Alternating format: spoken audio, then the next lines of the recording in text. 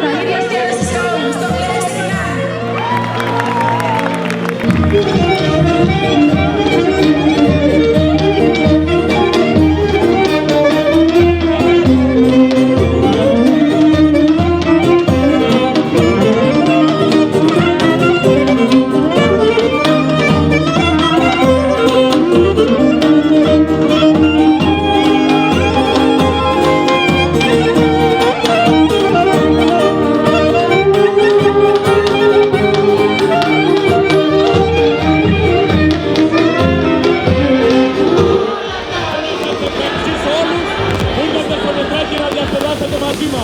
Χρόνια πολλά σε όλους, να είστε όλοι καλά.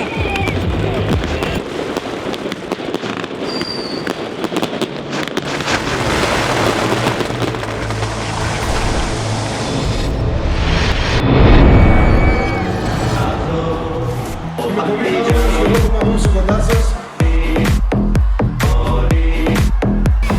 Το μας τιμάει ιδιαίτερα. Άρα μια μεγάλη προσπάθεια. Ελπίζω να περάσετε καλά. Περάσουμε. Θα το ξανακάνουμε.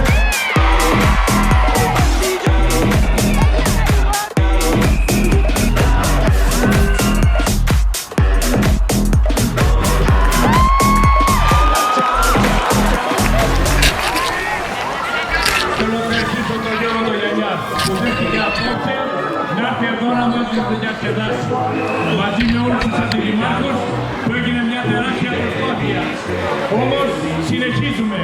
Κατεβαίνουμε στην παραλία γιατί και με τον καρνάβαλο και έχουμε τεράστια